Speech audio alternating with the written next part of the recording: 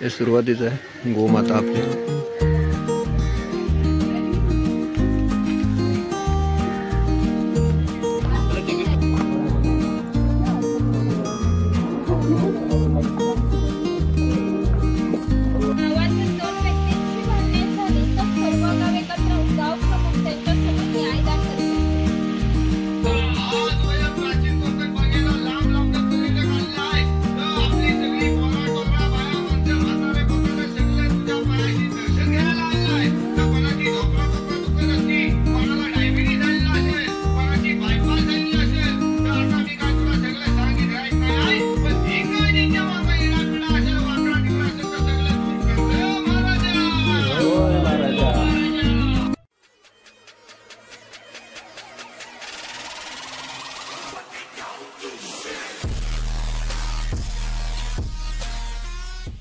प्राचीन कोकण म्हणजेच 500 वर्षापूर्वीच्या कोकणातील जीवनशैलीवर आधारित हे प्राचीन कोकण। कोकणातील लोकांचं राहणीमान, त्यांची जीवनशैली, त्यांची परंपरा हे सर्व या व्हिडिओमध्ये आपल्याला पाहायला मिळेल। चला तर मग बघूया प्राचीन कोकण। तिकीट काढावे लागते इकडे, हे तिकीट काउंटर आहे, नितेश काढतो तिकीट।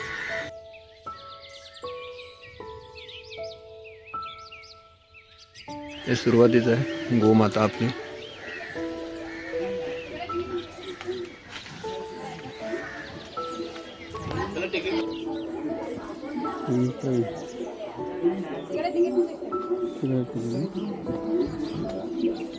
मला तिकीट दे।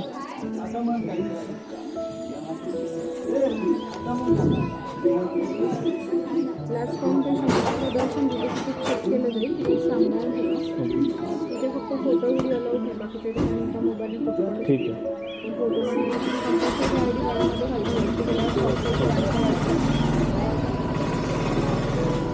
फोटो व्हिडिओ बाजूला मॅजिक गार्डन आहे, शंख प्रदर्शन।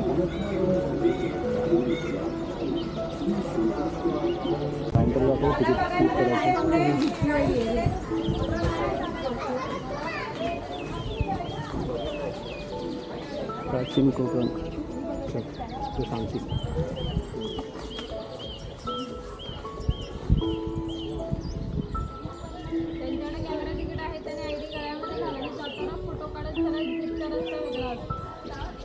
नमस्कार, मी मयुरी प्राचीन कोकणमध्ये आपले स्वागत करतो।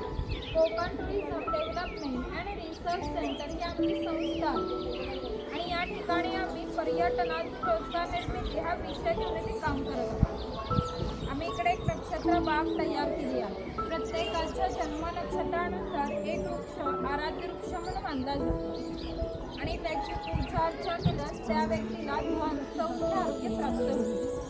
प्रत्येकाच्या जन्म नक्षत्रानुसार बाहेर बोर्ड आहे, तो बोर्ड तुम्ही विजिट करताना पाहू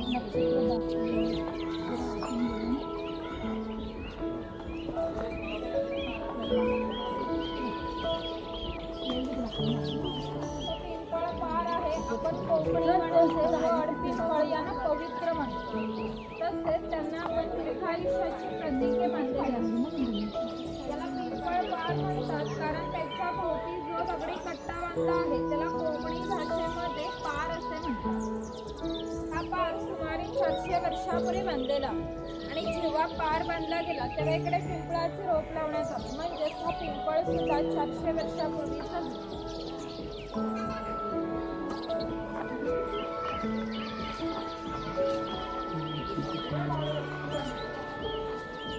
शिलालेख आहे, शिलालेखावर लिहिलेली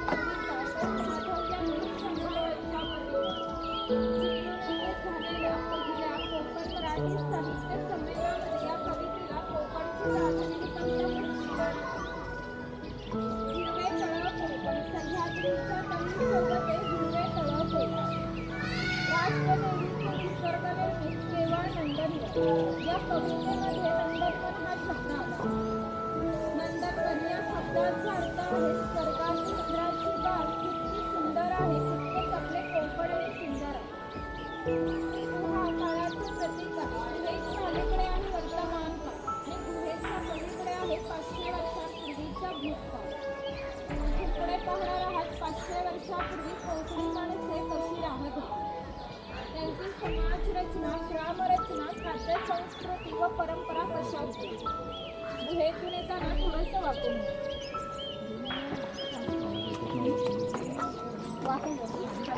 बरी हळू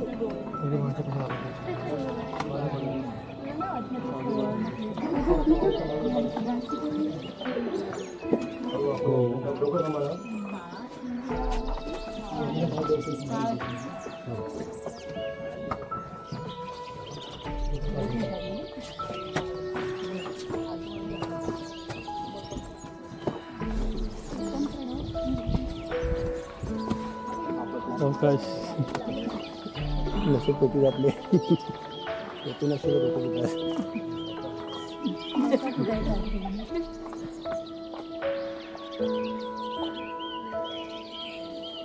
कोकमचं झाड आहे, त्याला जी फळं येतात त्यापासून कोकम सरबत किंवा कोकम आगळ तयार केले जाते.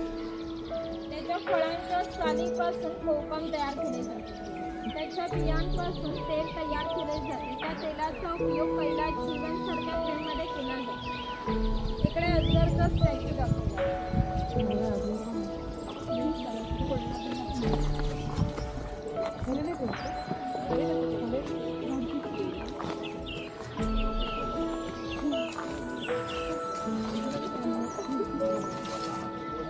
तरच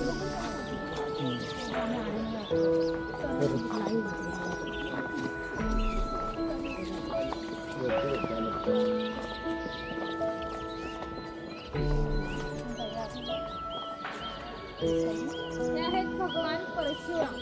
आपल्या पुराणामध्ये त्यांचा असा उल्लेख आलेला आहे की हजारो वर्षापूर्वी भगवान परशुराम होऊन गेले. त्यांनी संपूर्ण पृथ्वी जिंकून घेतली आणि जिंकून घेतलेली पृथ्वी त्यांनी दान केली. दान केलेली कोणतीही गोष्ट आपण स्वतःसाठी वापरत नाही, परंतु त्यांना राहण्यासाठी भूमी आवश्यक होती. आपण ज्या ठिकाणी उभे आहोत त्या ठिकाणी हजारो वर्षापूर्वी समुद्र होता. त्यांनी त्याच्याशी युद्ध केलं आणि त्याला 40 ते 50 किलोमीटर पाठीमागे ढकलले आणि या सुंदर कोकण प्रदेशाची निर्मिती केली. म्हणून या कोकण प्रदेशाला परशुराम भूमी असे म्हणतात. कोकणामध्ये लाल रंगाचा जांभा नावाचा दगड मिळतो. जांभ्या दगडाचा हा जो पक्का रोड बांधला आहे त्याला कोकणी भाषेमध्ये पाखाडी असे म्हणतात. ही पाखाडी सुमारे 400 वर्षापूर्वी बांधली गेली. त्यावेळी गणपतीच्या देवळापर्यंत होती. काळाच्या ओघात ती नष्ट झाली. आज ती फक्त आपल्याला प्राचीन कोकणमध्ये शिल्लक राहिली पाहायला मिळते. पूर्वी सामान्यपणे अशा पाखाड्या ग्रामदेवतेकडे जाण्यासाठी बांधल्या जात असत. आपण सुद्धा या पाखाडीने प्राचीन कोकणमधील ग्रामदेवतेकडे जातो.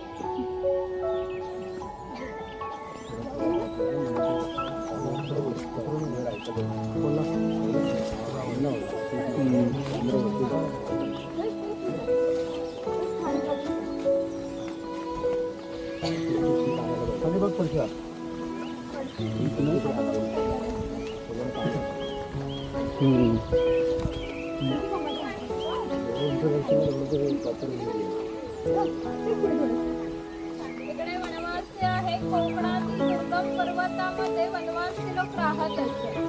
त्यामध्ये भिल्ल व कातकरी जातींचा समावेश आला होता. त्यातील कातकरी समाज इकडे दाखवला.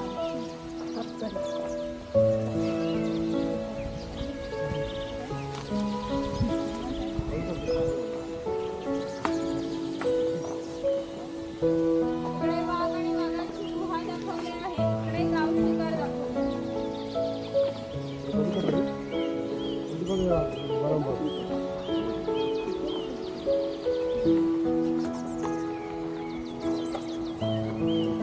हे चिरफळाचे झाड आहे. चिरफळाची फळे ही जंतुनाशक असतात. शेतकरी त्यांचा उपयोग धान्य साठवण्यासाठी करतात.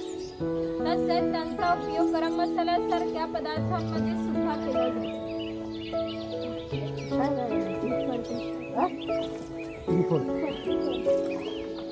इकडे माडीवर दाखवलं आहे. ताडी माडी काढणारे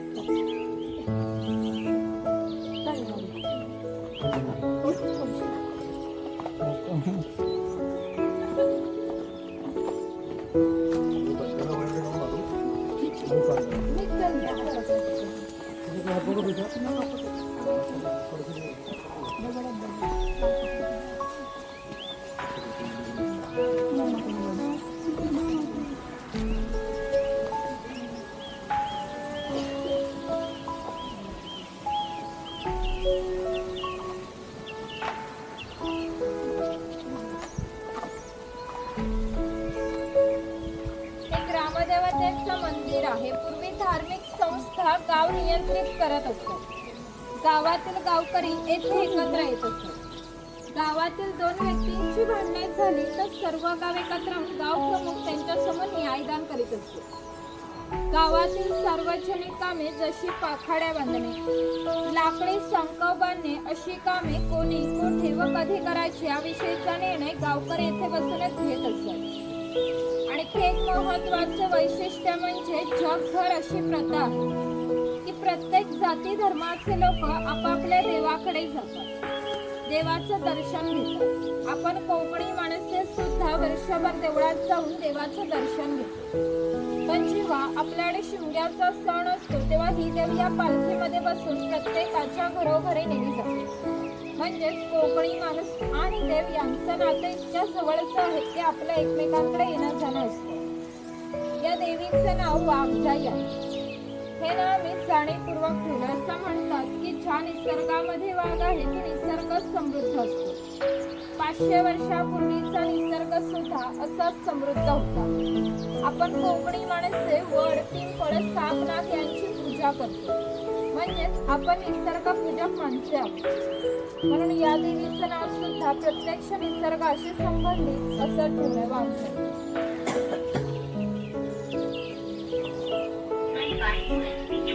गाराने लावते हात जोडायचं नाही महाराजांना.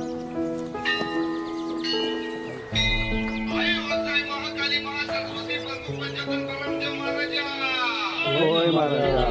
आज वया प्राचीन कोकण बघायला लांब लांब पर्यटक आलेले आहेत. तर आपली सगळी पोरा टोरा बाया माणसं म्हातारे कोतारे सगळे तुझ्या पायाशी दर्शन घ्यायला आलेले आहेत. तर कोणाची ढोकळा कोपरा दुखत असती, कोणाला डायबिटीज झालेला असेल, कोणाची बायपास झालेली असेल. तर आता मी काय तुला सगळं सांगित राहत नाही आहे, पण हे काय नित्य मामा इडापिडा असेल, वाकडा तिकडा असेल तर सगळं दूर कर रे महाराजा. होय महाराजा. ह्यांच्यावर कोणी कमी केला नसेल, कोणी मुलांची केला नसेल, कोणी देव घातला नसेल, तर तू शिमेचा रखवाली हाय, तर सगळं शिमेचा भार जिंकून टाक आणि इथं आलेल्या पंचमी घ्याला धक्का लाव देऊ नको रे महाराजा. होय महाराजा. ह्यांची कोणाला पोरगी भेटत नसेल, कोणाला पोरगा भेटत नसेल, कोण लग्नाचा अडकलेला असतील आणि ज्यांची लग्न झालेली आहेत त्यांना चांगली पोराटोरा होऊ दे आणि त्या पोराटोरांचं लय डिग्रीपर्यंत शिक्षण होऊ दे महाराजा. होय महाराजा. अया शिक्षण झालेल्या पोरांना मनासारखी नोकरी भेटू दे आणि जर का साहेबां गौरी गणपती आणि रागा द्यायला नाही तर त्या साहेबाचं काय करायचं तर तुला ठाव आहे रे महाराजा. होय महाराजा. आज या महाराजा हर वाट इथं जुना कोकण बघी आलेला आहे. तसं प्रत्येकाचं आपापलं गाव असेल, गावात घरदार असेल, जमीन जुमला झाडामाडा असतील, गावाकडे म्हातारी म्हातारी माणसं असतील, ती सगळी भिंतीकडे वाटेला झुला लांब असलेली असतील. या सगळ्यांना भेटायला जायची यांना बुद्धी दे रे महाराजा. होय महाराजा. या सगळ्यांच्या वती नारळ देऊन तुला गावाला घालता वाय. त्या नारळ नव्हतं सोन्याचा गोला मानून ही जी काय माणसं स्वतःच्या गाडीने आलेली असतील, कोण रेल्वेने आलेला असेल, कोण एसटीने आलेला असेल, त्या सगळ्यांना आपापले घरा सुखरूप पोचव रे महाराजा. होय महाराजा. सगळ्यांच्या कामाधंद्यात पुरा डोरात बरकत दे आणि पुढच्या वर्षी पण होयापर्यंत तुझ्या चरणी येतील तशी त्यांच्या पायात ताकद दे, बुद्धी दे आणि त्यांची रखवाली कर रे महाराजा. होय महाराजा. अरे पुरा आणि आमच्या वाघजाई मातेचा सोन्याचा तुरा रे.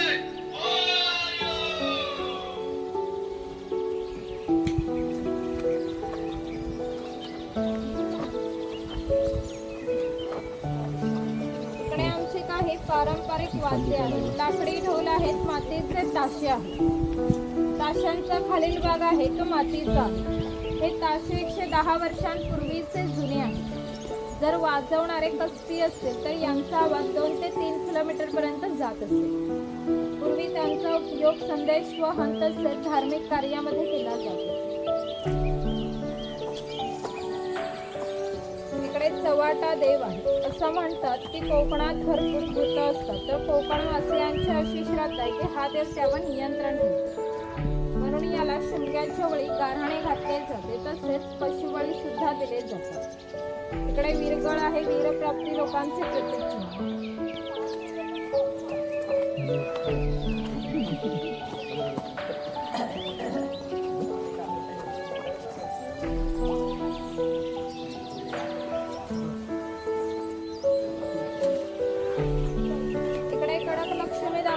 आहे पोतराई लोक असतात ते स्वतःला चापकाने मारून घेतात ते या ठिकाणी दाखवले आहेत. ते पूर्वी खेळ करण्यासाठी गावामध्ये यायचे त्याच्यामुळे इकडे दाखवले आहे.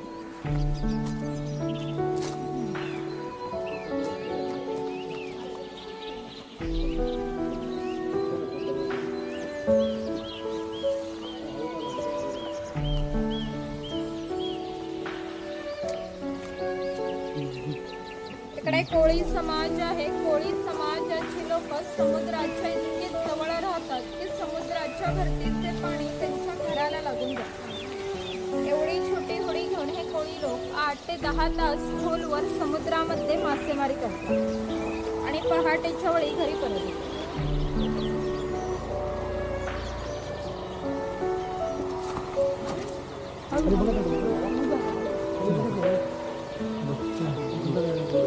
हा नाभिक आहे. पूर्वी कोकणामध्ये 12 बलुतेदार पद्धत अस्तित्वात होती. म्हणजेच नाभिक, सुतार, कासार हे प्रत्येकाच्या घरोघरी जाऊन सेवा पुरवतात.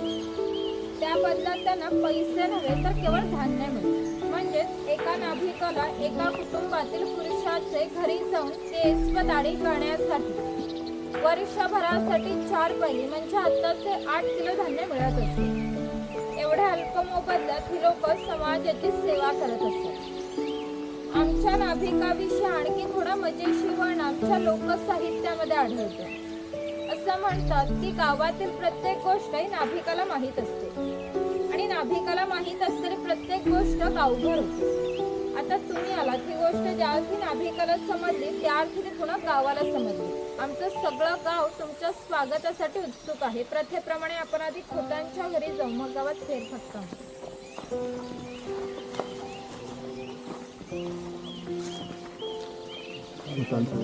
फोटो वगैरे काढ. मोबाईल एक वापर. होत फोटो आहे काढू. राजाच्या गावातील थेट प्रतिनिधी म्हणजे खोत. धार्मिक व राजकीय बाबतीत पहिला मान खोतांचा असतो. खोत गावचे प्रमुख असत. गावात न्यायदान करणे, महसूल गोळा करणे, कायदा व सुव्यवस्था सांभाळणे इत्यादी कामे खोतांची असतात. ही खोतांची बायको आहे. कोकणी स्त्रिया सुंदर होत्या आणि शूर आहेत. परंतु त्यांना स्वातंत्र्य नव्हते. माझी घराचा उंबरठा ही त्यांच्यासाठी मर्यादा होती. ती खोतांची 2 मुले आहेत. ते आपला परंपरागत खेळ सोंगट्या खेळत आहेत. हाच खेळ महाभारतात धर्मराज आणि दुर्योधन यांच्यामध्ये द्यूत या नावाने खेळला गेला. हस्तिदंती फासे असतात किंवा शंखांच्या कवड्या असतात. त्या टाकून विशिष्ट प्रकारचे दान मागितले जाते व त्यानुसार सोंगट्या पुढे मागे सरकवून हा खेळ खेळला जातो. जर खेळणारे कसबी असतील तर हा खेळ 1 ते 2 रात्र सहज रंगत असे इतका मजेशीर खेळ आहे. घराची रचना पहा. खोतच्या मुखवट्यावर बसते त्याला ओटी म्हणतात. गावातील मान्यवर लोक ओटीवर बसत असतात. समोर आहे ती पडवी. सर्वसामान्यांनी पडवीला बसायचे. खोतांच्या उजव्या बाजूला आहे देवघर. खोतांच्या डाव्या बाजूला स्वयंपाकघर. खोतांच्या मागे आहे माझघर म्हणजे पूर्वीची बेडरूम. घराचे छप्पर पहा. वरती छोटे छप्पर, मध्ये गॅप, त्याखाली मोठे छप्पर. कोकणात उष्णता फार असते त्यामुळे घरातील उष्ण हवा सतत त्या गॅपमधून बाहेर जाते व बाहेरील थंड हवा तिची जागा घेते त्यामुळे घरातील वातावरण नेहमी थंड राहते. घरासमोर अंगण आहे. अंगणामध्ये तुळस आहे. अंगण हे कोकणी घरांचे वैशिष्ट्य आहे. इकडे अडकित्ते आहे. सुपारी कातण्यासाठी वापरतात.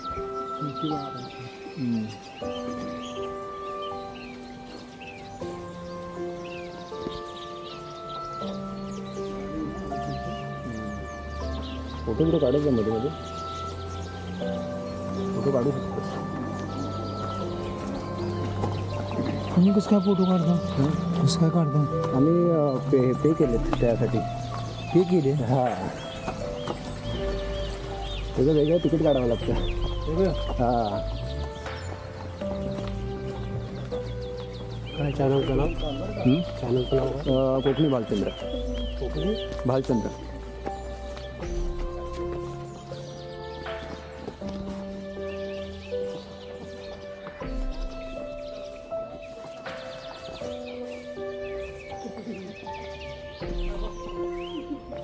तो शेतकरी आहे. पूर्वी त्याचं घर जसं असायचं अगदी तसंच घर या ठिकाणी आम्ही उभारलं आहे. ती जी चूल दिसते तिला कोकणी भाषेमध्ये पिरसा म्हणतात. पूर्वी ती सतत पेटी ठेवली जायची, कारण पूर्वी लायटर किंवा माचीस नव्हत्या. ज्या शेतकऱ्याच्या बायकोला स्वयंपाक करायचा असत तेव्हा ती इथले 2-3 निखारे घेऊन स्वयंपाक घरातील चूल पेटवीत असे. जर हा विस्तव विजला तर घरामध्ये 2 गारगोट्या ठेवल्या जात असत. त्या एकमेकांवर घासून विस्तव करावा लागत असे. ही खोईनी आहे, हिचा वापर मासे पकडण्यासाठी केला जात असे. पाठीमागे वेलीने बांधून ती पाण्यात ठेवली जाते. याची अंतर्गत रचना अशा पद्धतीची आहे की आत गेला मासा कधीही बाहेर पडू शकत नाही.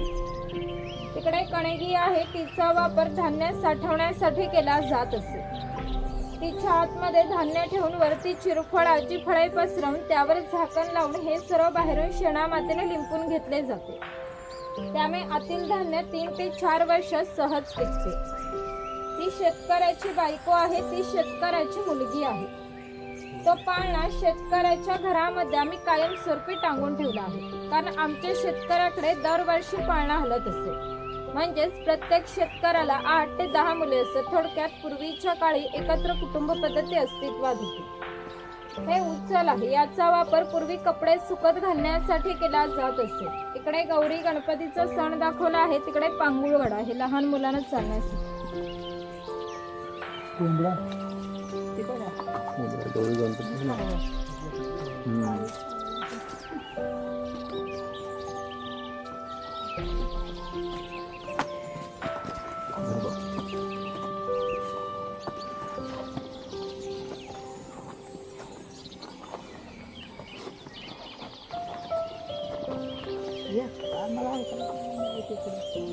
इकडे कुंभार आहे. गावातील मातीशी संबंधित सर्व कामे हा कुंभार करीत असते.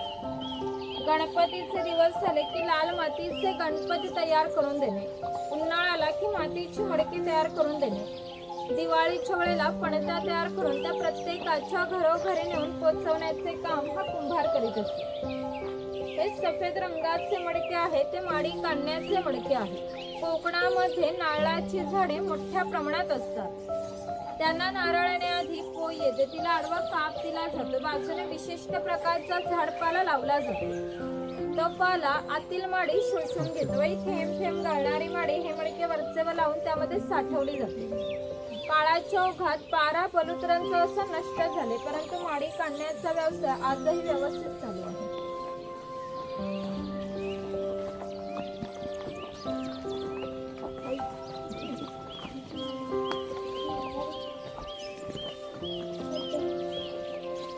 सोनार आहे. सोनार हा गावातील महत्वाचा घटक होता. गावातील महिलांना लागणारे दागिने व विविध देवतांना लागणारे दागिने बनवून देण्याचे काम हा सोनार करीत असे.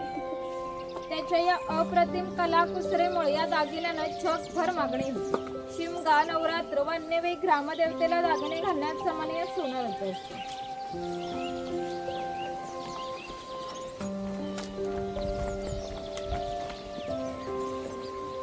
वाणी आहे. चौल, राजापूर, दाभोळ या कोकणातील बंदरांना 5000 वर्षांपूर्वीचा इतिहास आहे. या बंदरांमधूनच भारतीय व्यापाऱ्यांनी जगाशी व्यापार केला.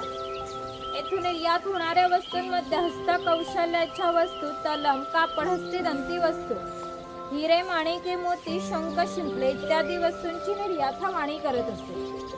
त्या बदल्यात संपूर्ण जगातून भारतात सोने येत असते. भारताने जे सुवर्ण युग अनुभवलं त्याचे प्रवेशद्वार ही कोकणची बंदरे होती.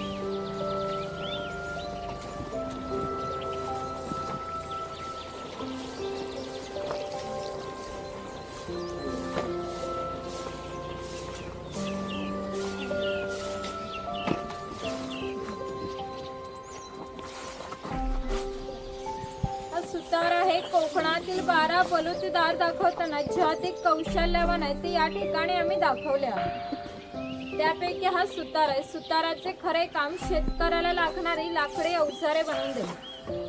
हा सावंतवाडीचा सुतार आहे. सावंतवाडीतील लोकांचे लाकडावर कोरीव कामे जगप्रसिद्ध आहे. त्यांच्या काही हस्तकौशल्याच्या वस्तू तुम्हाला आमच्या हस्तकला विक्री केंद्रामध्ये पाहायला मिळतील. इकडे दरवेशी दाखवला आहे अस्वलाचे खेळ करणारे. इकडे गारुडी दाखवला आहे सापाचे खेळ करणारे.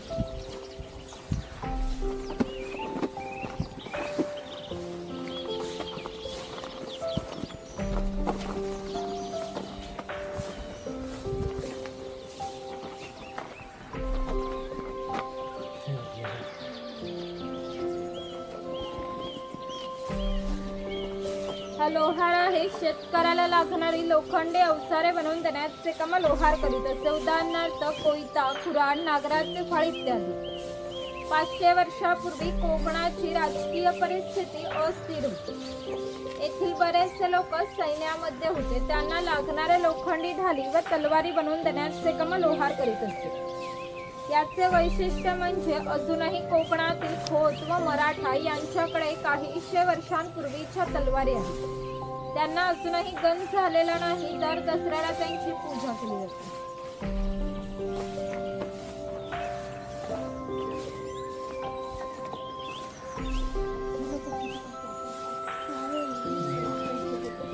तेली आहे. पूर्वी कोकणी माणसे जेवणामध्ये खोबरेल तेलाचा वापर जास्त प्रमाणात करत असत. हा तेलाचा घाणा आहे. त्याला खुंट असे म्हणतात. यामध्ये सुके खोबरे घातले जाते आणि हे जे उभे लाकूड आहे त्याला कोकणी भाषेमध्ये लाट असे म्हणतात. ही लाट या आडव्या लाकडाला अशा तऱ्हेने बांधली जाते की जेणेकुलाट उभी राहते. या ठिकाणी जोखडाला बैल बांधला जातो. या आडव्या लाकडावर दगड ठेवून तिने स्वतः त्यावर बसते आणि हे सर्व वजन घेऊन बैल गोल फिरवला जातो. त्यामुळे आतील खोबरे रगडून त्याचे तेल निघते. हे तेल भरून काढायचं असतं तर प्रथम जोखडाचे बैल सोडायचे. जोखड बाजूला केले जाते. आडवे लाकूड बाजूला करून लाड बाजूला केली जाते व आतील तेल भरून काढले जाते. पुन्हा नवीन तेल पाडायचं असेल तर पुन्हा सगळं क्रमवार जोडून नवीन तेल पाडले जात असे. म्हणजेच पूर्वी तेलाला 5 ते 1.5 पस्सा तेल काढण्यासाठी 1 ते 1.5 तास मेहनत घ्यावी लागत असे. यावरून तुमच्या लक्षात येईल की पूर्वीचे जीवन किती कष्टमय.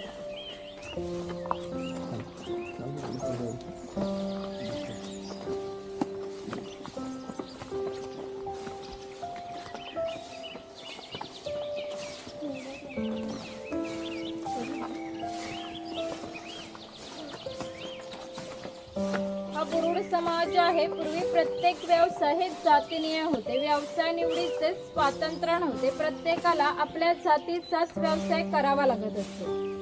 बांबूच्या वस्तू बनवण्याचे काम हा बुरुड करीत असतो. हे सूप आहे. ही रोवळे हिचा वापर धान्य धुण्यासाठी किंवा आजही धार्मिक कार्यामध्ये केला जातो. जेव्हा आपल्याकडे शुभ कार्य असते तेव्हा घरातील कुमारिका किंवा सौभाग्यवती स्त्रिया या रोवळीमध्ये दिवा ठेवून हातात घेऊन उभ्या असतात. शुभ कार्य पार पडण्यापूर्वी जर हा दिवा विझला तर कार्य अशुभ मानले जाते. अजूनही आमच्या चाकरमान्याचे जर मुंबईला लग्न असेल तर ही रोवळी गावावर मुंबईला पाठवली जाते. मुंबईमध्ये सर्व वस्तू मिळतात पण ही रोवळी मिळत नाही.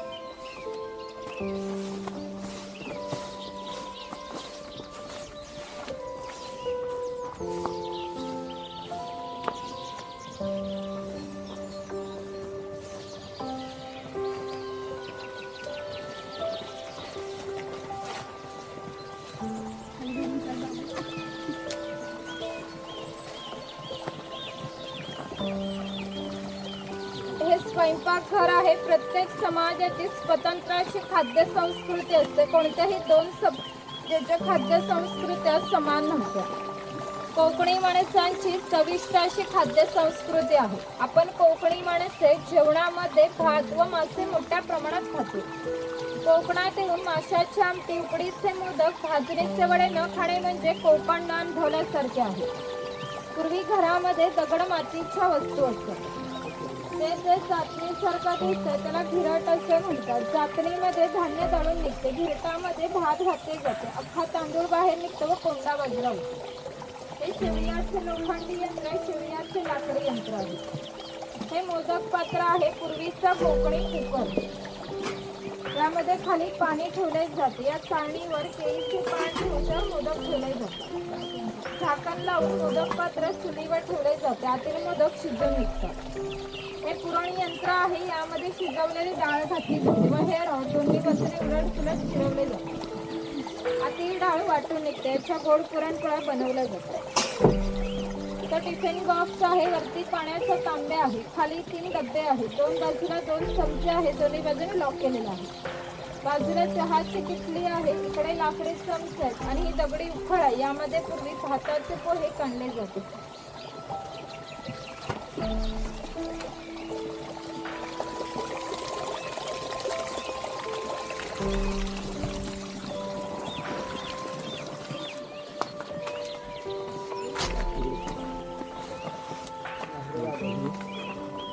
इकडे कासर आहे. मघाशी सांगितल्याप्रमाणे 12 बलुतेदार प्रत्येकाच्या घरोघरी जाऊन सेवा पुरवा. त्याचप्रमाणे हा कासर या मुलीच्या घरी आला. पूर्वी ज्यावेळी या मुलीचे लग्न होईल तेव्हा मुलीचे वडील या कासाराला एक छोटासा सोन्याचा दागिना देत असतात. या व्यतिरिक्त कोणत्याही प्रकारचा मोबदला लोकांना मिळत नसे. म्हणजेच हा कासार या मुलीला 8 ते 10 वर्ष क्रेडिट देत असते. म्हणजेच पूर्वीची समाज रचना एकमेकांच्या विश्वासावर आधारलेली होती. थोडक्यात 12 बलुतेदार आपले काम कोणत्याही नफ्या तोट्याचा विचार न करता केवळ कर्तव्य म्हणत होते.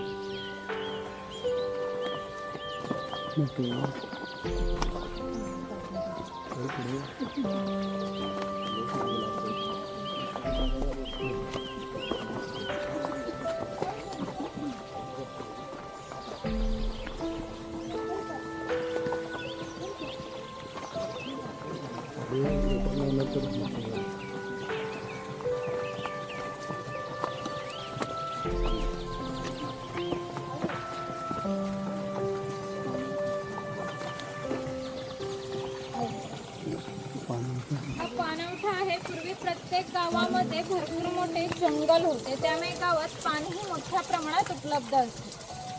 गावात ज्या ठिकाणी उंचावरती बारमाही पाणी असते तेथे धरण बांधून प्रत्येकाच्या घरोघरी पाणी पाटाने नेले जात असते. ग्रामदेवते नंतर पाणवठा एकमेव ठिकाण होते की ज्या ठिकाणी सर्व गाव एकत्र येतात. लहान मुले मासेमारी व अंघोळीसाठी येत असतात. स्त्रिया कपडे धुण्यासाठी किंवा पाणी भरण्यासाठी व गुराख्यांसारखे असे गुरांना पाणी पाजण्यासाठी या ठिकाणी येत असतात. थोडक्यात आमच्या ग्रामीण जीवनाचं मध्यवर्ती केंद्र हा आमचं पाणवठा होता. वरती खवले बांधून जातात.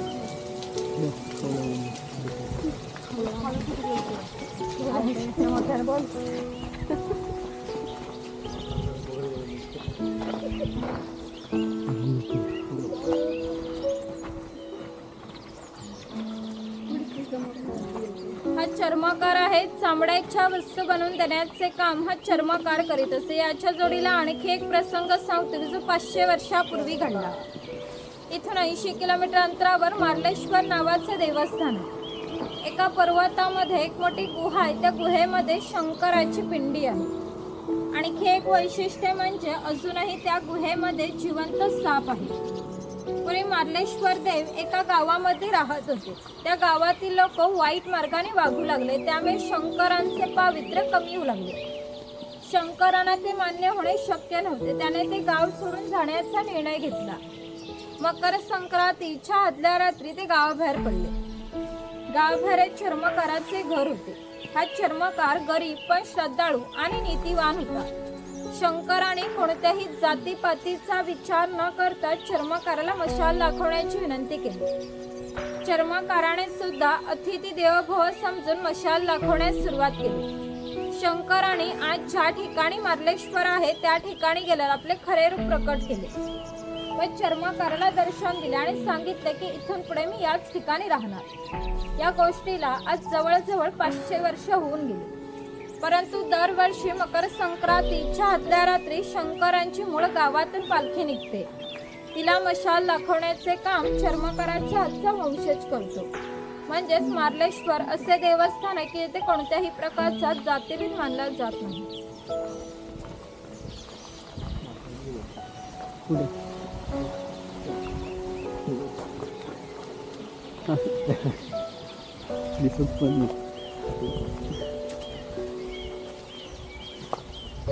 तिकडे मार्लेश्वर मंदिराची प्रतिकृती आहे. बघायची असेल तर जाऊन या, नंतर वरती जायचं.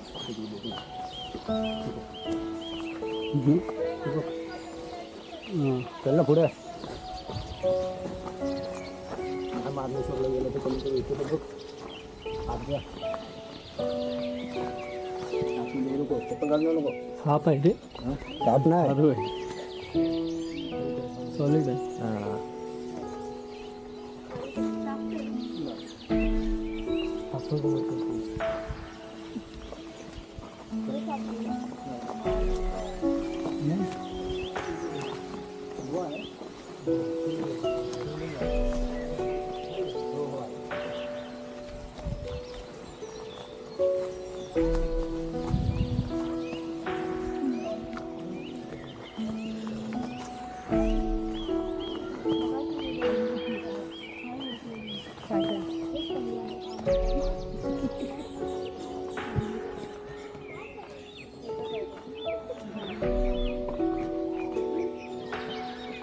इथून पुढे या गाईड सोबत यायचं तुम्हाला माहिती.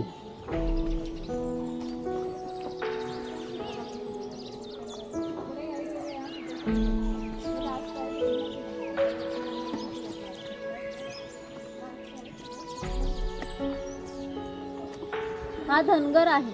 धनगर या मराठी शब्दाचा अर्थ असा ज्याच्याकडे भरपूर धन आहे. पूर्वी हा धनगर समाज इतक्या दुर्गम ठिकाणी राहत असे की तिथून त्यांचा पहिला बस स्टॉप देखील 10 ते 12 किलोमीटर पर्यंत असे. हे लोक ज्यावेळी गावात येत असत त्यावेळी पायात तांबड्याच्या वाणा, हातात डोंगराची काठी व खांद्यावर पाठी घोंगडी या वेशभूषेत येत असते. असे असले तरी प्रत्येक धनगर हा 100 ते 125 गायी, 5 ते 25 म्हशींचा मालक असतो. प्रत्येक गायी म्हशींची किंमत 8 ते 10 हजारापर्यंत जात असते. या सर्वांची विक्री करायची म्हटली तर त्याची किंमत 100 लाखात जात असते. एवढा धनसंपत्तीचा मालक हा धनगर होता. कोकणी लोकांचे राहणीमान साधे असल्याने यांची राणी सुद्धा साधी होती. ही बकरीची गोटी आहे. जंगली श्वापदांपासून संरक्षण होण्यासाठी ती अशी उंचावर बनलेली आहे. आतमध्ये 2 बांबूंमध्ये फट आहे कारण त्यांनी केलेला मैला त्यातून खाली पडत असते.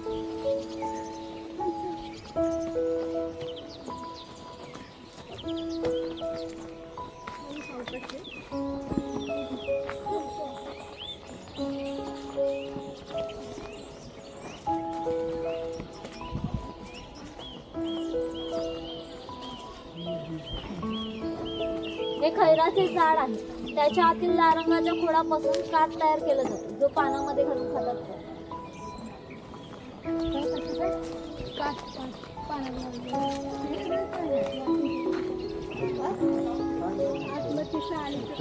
हे कांदापट्टी आहे. ते जे खैराचे झाड आहे ते तोडून त्याच्या आतील भागाचे छोटे छोटे तुकडे करून ते पहिल्या 4 मडक्यांमध्ये पाण्यासोबत उकळवले जातात आणि जो पाक तयार होतो तो 5व्या मडक्यामध्ये विशिष्ट तापमानामध्ये उकळवला जातो. तो पाक सावलीमध्ये सुकत घालून त्याच्या वड्या पाडल्या जातात. म्हणजेच काठ तयार होण्याच्या प्रक्रियेला 3 ते 4 महिने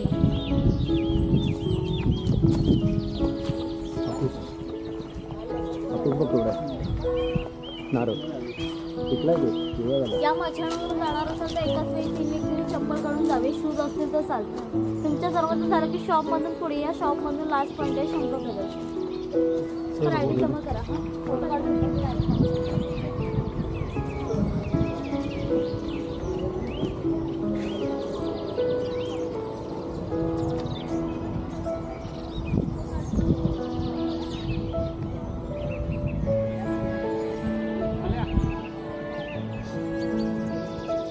शूट चालू आहे.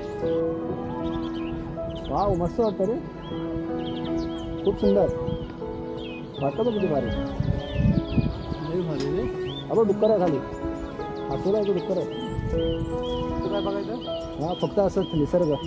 वरती यायचे तिथे या एकदम वरती प्रॉपर जागेवर या. हां हायटेड असं म्हणजे जंगलातल्या हायटेड जागेवरती येऊन कसं वाटतं ते. शिखरवर हां आता बघा खाली काहीतरी डुक्कर काहीतरी दाखवलं असं. हां वाघ पण आहे. हा बघा वाघ पण आहे. हां त्याच्या तोंडात पण काहीतरी आहे. पकडून या पकडून ये.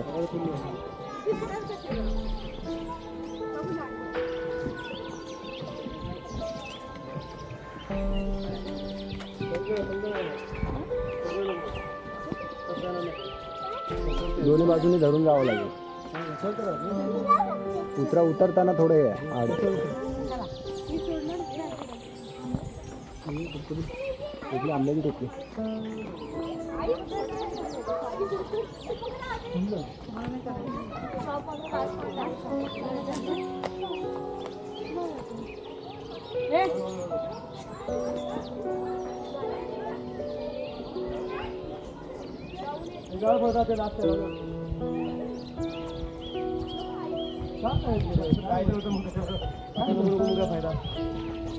गेला तर वरती जा एकदम लास्टला. वरती थांब. बघ सगळं जंगल बघ. जंगलात काय काय दिसतं बघ.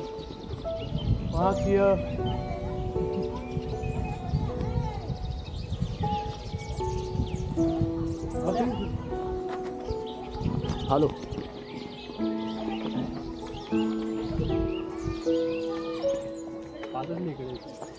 प्राचीन कोकण नमन मंडळ.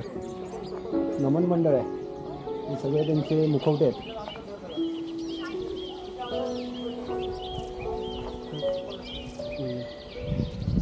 आपलं भेट काच भट्टी थांब इकडे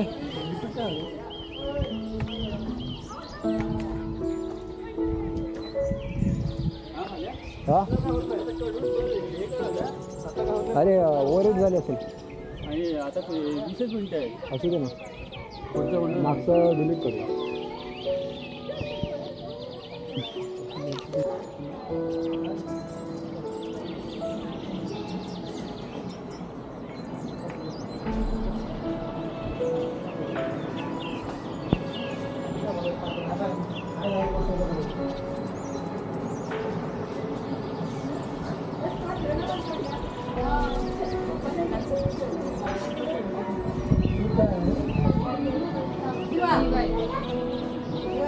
खालून तेल घालायचं, समोरून हात लावायचे, तेलात मध्ये गेल्याची बाहेर पडायची. साधारण अर्धा पाऊण तास जळत असेल, त्याच्यापेक्षा जास्त जळतो.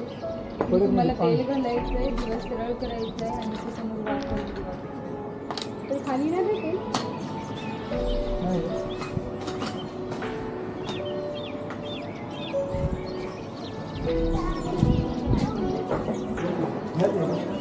हा घे काय घेतोस काय काय फोटो मध्ये हे काय हॅलो टेम्पल कॉफी डेअरी पण नाही घेतो.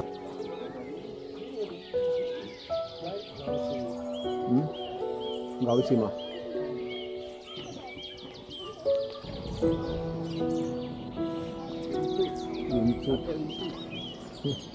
मोठा उंच आहे रे. हा काय तो बघा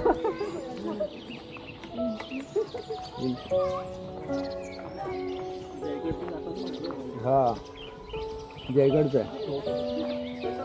जयगडचा किल्ला जो आहे ना कशा पाहिजे काय किंवा कशा पाहिजे ते जाणार नाही वस्तू जाणार टिकणार आहे का मुंबईमध्ये आहे का मुंबईमध्ये वाटतं तुम्हाला नाही ना मग घेऊन देतो तुम्हाला.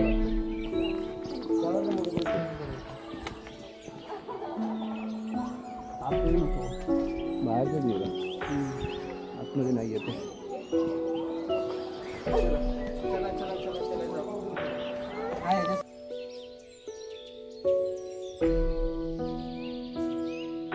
मग मंडळी कसं वाटलं प्राचीन कोकण? 500 वर्षापूर्वीचं प्राचीन कोकण कसं होतं हे या ठिकाणी निसर्गाच्या सानिध्यामध्ये खूप उत्तम प्रकारे साकारलं आहे. 500 वर्षापूर्वी लोकांचं राहणीमान, त्यांची जीवनशैली कशी होती हे या ठिकाणी आपल्याला पाहायला मिळतं. गणपतीपुळ्याला जर आलात तर गणपती मंदिरापासून 5 मिनिटाच्या अंतरावर हे प्राचीन कोकण आहे.